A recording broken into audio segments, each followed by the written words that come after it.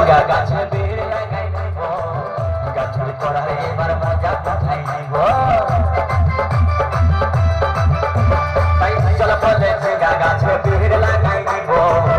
গাছের কড়াই এবার মজা কোথায় নিব ও তুই জামাই খাবি ও তুই দেওর খাবি ও তুই ভাসুর খাবি আস্তে আস্তে ভাইয়া দাদা মায়েরা বলুন তো